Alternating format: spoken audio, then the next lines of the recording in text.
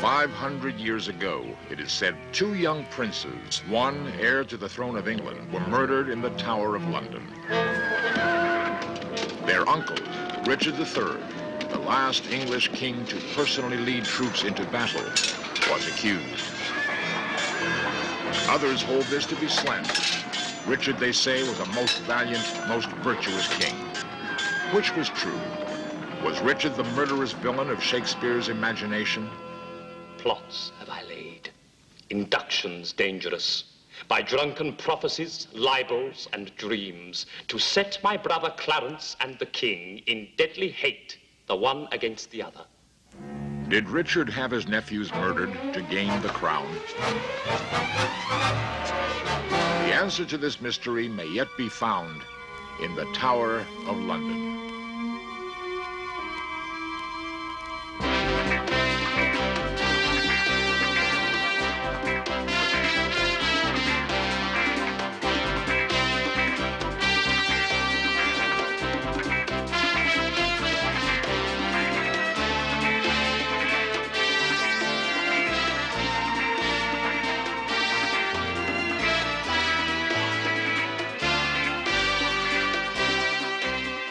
This series presents information based in part on theory and conjecture.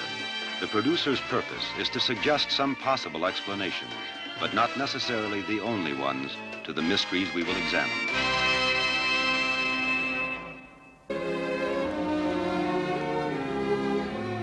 Beside the Thames River flowing through the city of London stand the grim stone walls of the Tower of London.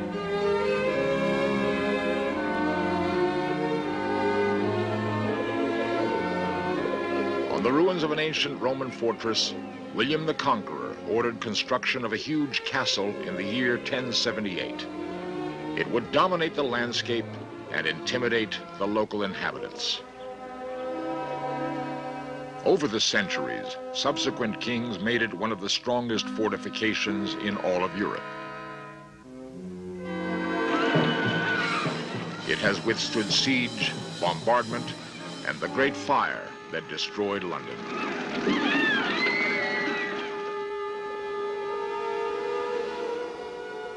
For 900 years, it has served as a fortress, a royal palace, a dreaded prison, and a treasury for the crown jewels. The crown of England, the pinnacle of power. It cost the lives of many ambitious noblemen. The quest of it dimmed honor and loyalty. Richard III was accused of such an obsession. His adversary, Henry Tudor, burned with the same desire. Peter Hammond, Tower historian. I think what most people know about the Tower is the time when it was a state prison, a place where important political prisoners were kept. There were many famous people in the Tower, and most of them came to unfortunate ends, beheaded or disappearing mysteriously. Prisoners were often brought to the Tower by riverboat. The fate of many to have their heads impaled on the spikes of Tower Bridge. Few who arrived here ever left. Stairways led to secret passages and torture chambers deep within the walls, where terrible screams were often heard. Beneath these stones, the earth was once soaked with the blood of queens. Anne Boleyn, Catherine Howard, wives of Henry VIII. Sir Walter Raleigh wrote his history of the world during his 12-year imprisonment here, before he too was beheaded. One sad tale is that of Lady Jane Grey. Guiltless herself, but a victim of her family's ambition. She was executed after being queen for just 9 days.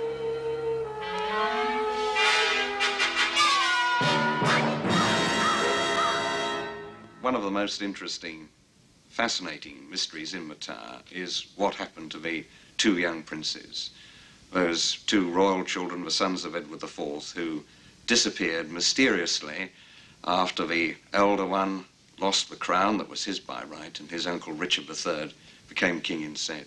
What we know about it is not very much. We know that the princes were in the Tower after their uncle Richard became king. We know that they were last seen in the Tower.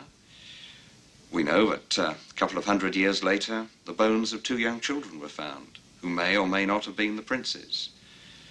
In writing, we have stories about rumors of the princes having died, but nothing more than that. There is only one recorded fact concerning the young princes entered into the records of the day, that they were last seen in June 1483, playing at bows and arrows in the Tower yard.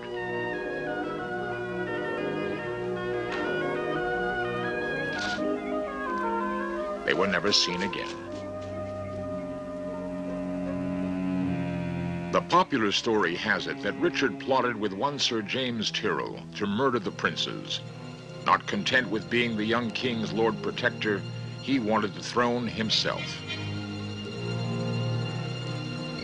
The opportunity came, it is said, when young Edward, heir to the crown, was placed in the Tower, according to the tradition that all kings-to-be must reside there before their coronation.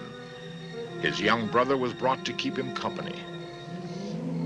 Sir James obtained the keys to the Tower, and one midnight, accompanied by 2 henchmen, secretly came to the place where the boys slept.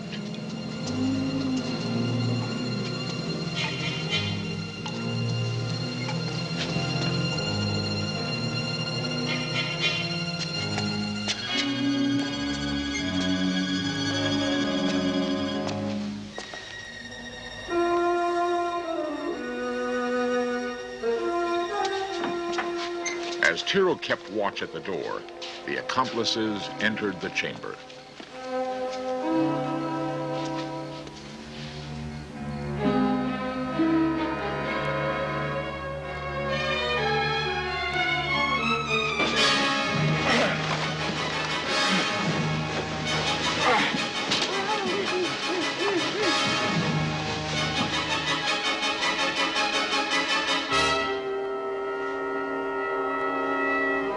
Whether the story is true or not, the children were never seen again.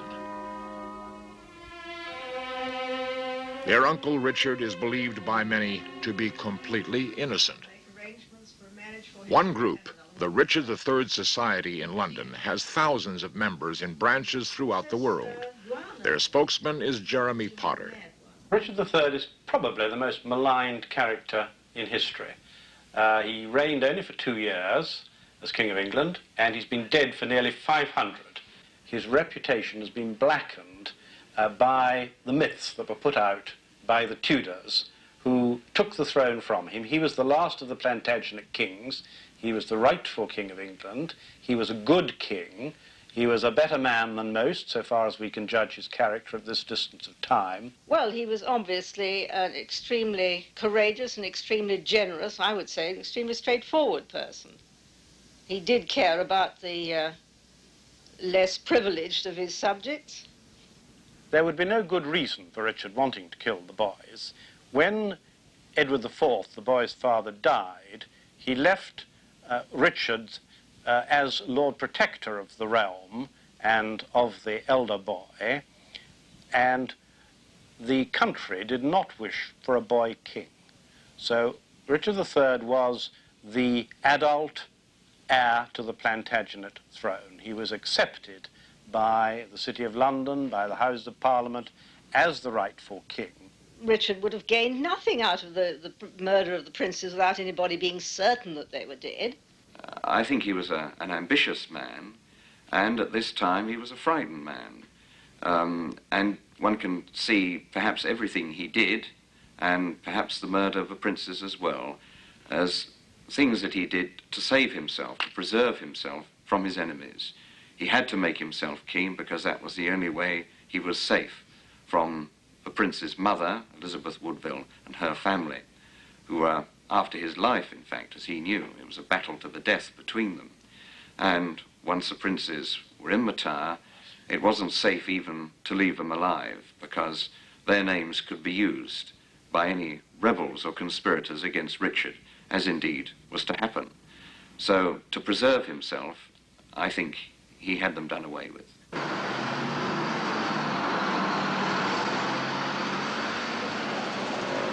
At Westminster Abbey, head librarian Howard Nixon added his view.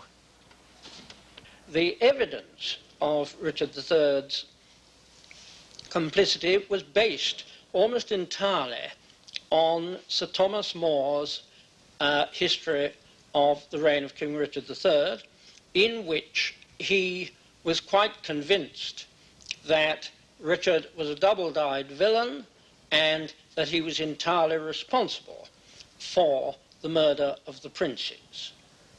But Sir Thomas More was a very biased witness because he was in the service of Cardinal Morton, one of Richard III's greatest enemies.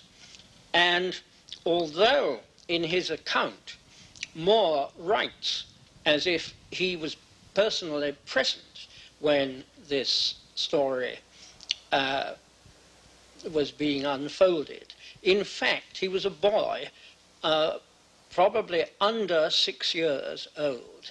William Shakespeare, enlarging on Sir Thomas More's story, went even further in perpetuating the image of an evil Richard. Actor Robert O'Mahony. The part of Shakespeare's Richard III has always been incredibly popular with actors. David Garrick made his reputation with it. Edmund Kean, one of his favourite roles. Irving, Olivier. And whatever people actually think was the true nature of the historical Richard, I don't think you're ever going to get rid of this image of him as the bottled spider, as the Red King, as the evil, evil monster. Shakespeare was a writer of fiction. He was a writer of historical fiction. And he made up the plots in order to suit his particular characters.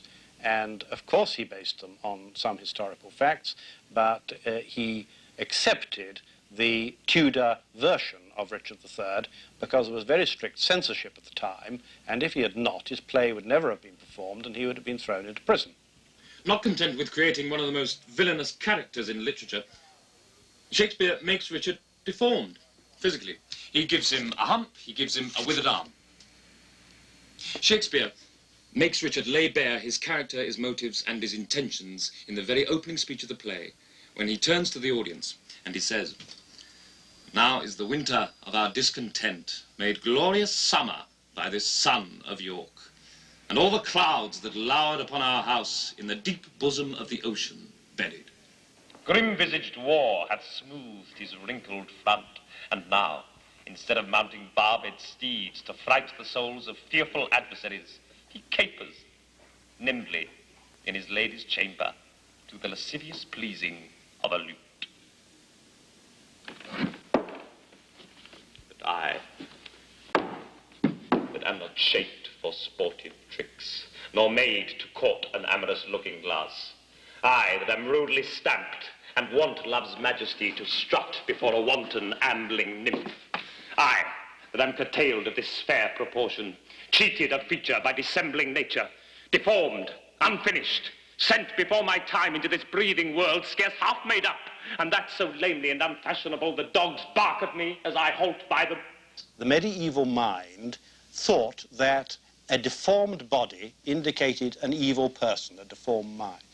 It was to the interests of the Tudors to suggest that he was a villain, and they therefore made up a physical deformity in order to back this case. And therefore, since I cannot prove a lover to entertain these fair, well-spoken days, I am determined to prove a villain and hate the idle pleasures of these days. Plots have I laid, inductions dangerous, by drunken prophecies, libels, and dreams, to set my brother Clarence and the king in deadly hate, the one against the other. And if King Edward be as true and just as I am subtle, false, and treacherous, this day should Clarence closely be mewed up about a prophecy which says that G of Edward's heirs the murderer shall be. This was entirely invented after his death. And also the story about the withered arm. Well, now, how on earth could a man with a withered arm ride a horse and wield a battle axe? Barely 2 years after gaining the crown, Richard was forced to fight to keep it. Henry Tudor, exiled in France, landed on English soil and raised an army to lay claim to the English throne. Richard's forces met the Tudors in the field at Bosworth. At a critical moment, Richard, famous strategist in battle, the fighting lord of the North, made his decision. He spurred his horse and charged headlong into the midst of his enemies.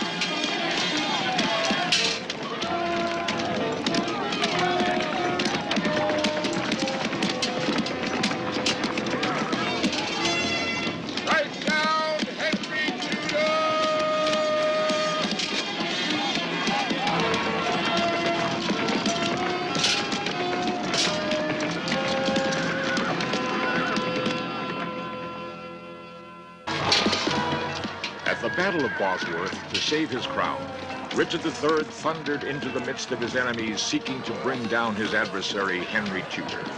But one of Richard's closest allies, Lord Stanley, defecting at the last moment, intercepted Richard within sight of his goal.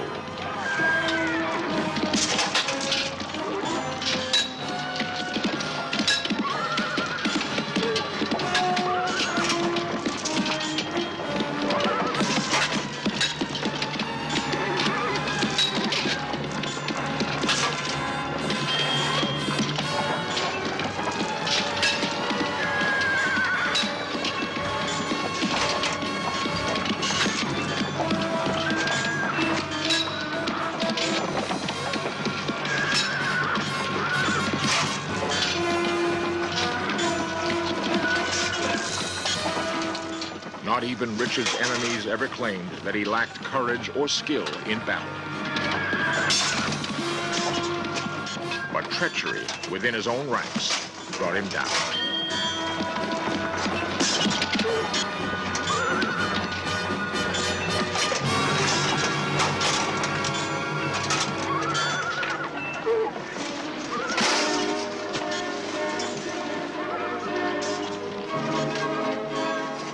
If Richard had killed to gain the crown, now it was all for nothing.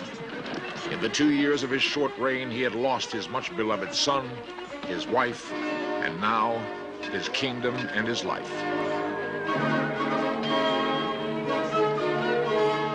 His last cry was treason.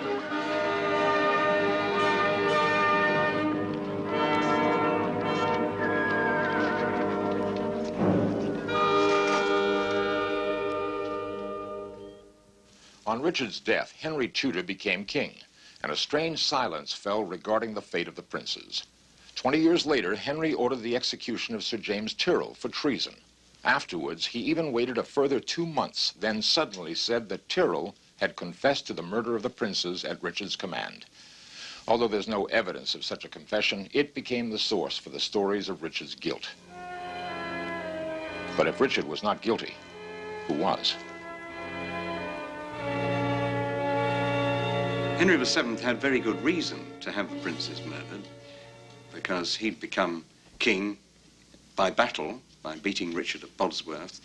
His claim to the throne wasn't very good, and the princes had a better claim. So Henry Tudor, who became Henry VII, may well have found the boys alive and murdered them himself. He did have other people who were in the royal line put out of the way in the Tower, imprisoned or even executed on trumped-up charges. The only thing that makes me think that perhaps he was innocent is that maybe the princes weren't alive for him to have them murdered when he came to the throne. Before you have a murderer, you have to have a murder, and there is no evidence that the princes were murdered. They may have been. They simply disappeared. And so the story rested for almost 200 years. Then, in 1547, some workmen found what appeared to be the bones of 2 children under a stairway at the base of the tower. Believing them to be the remains of the princes, King Charles I had them sealed in an urn and placed in Westminster Abbey. Ironically, in the chapel of Henry VII, who might well have been their murderer. Nearly 2 centuries later, in 1933, the urn was opened and the bones were examined by experts.